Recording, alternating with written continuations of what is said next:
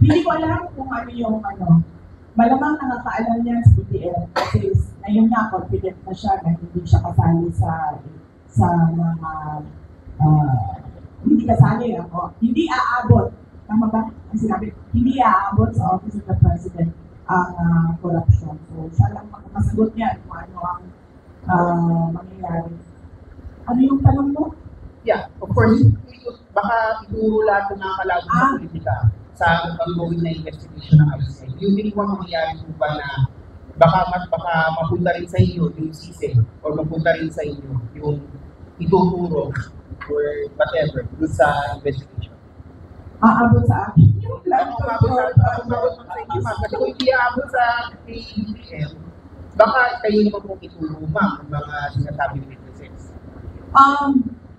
Sigurado ako hindi aabot sa akin ang flood control scandal. Kasi una-una, wala namang flood control projects sa ODP or sa Department of Education.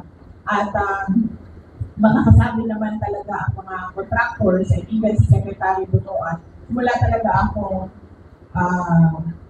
at all project dyan sa DPWH. In fact, hindi nga nila masabi ngayon may insertion sa Vice President kasi wala talaga. Hindi ako sumasali sa ganyan. Kung aabot ba sa akin, sa tingin ko, aabot siya kasi kaalyado kami. Sa tingin ko, ililit nila, sa tingin ko, susubukan nila na paabutin sa akin dahil sa kaalyado ni dating Pangulong Rodrigo Duterte, si Sector Bongo.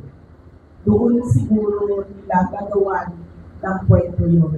Yung part na ako, si PRD, nasa gitna, at si Sector Bongo, sa kabilang sa.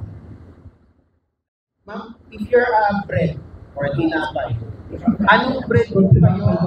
Anong bread si BBM? Anong bread si Martin Romualdez? Anong bread si Salvo? Taga-Manila fans na galing.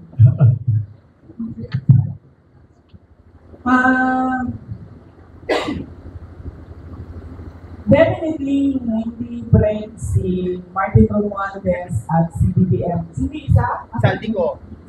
Definitely, hindi sila tinapay. Dahil hindi makain yung ugali nila at hindi makain yung korupsyon nila. Kung ako ay tinapay, ang hirap nito. Sige, ito na lang. Paborito ko ang ensaymada. Okay? Pinag-ihi ako sa ensaymada. So, kung ako ay tinapay, ako ay isang ensaymada.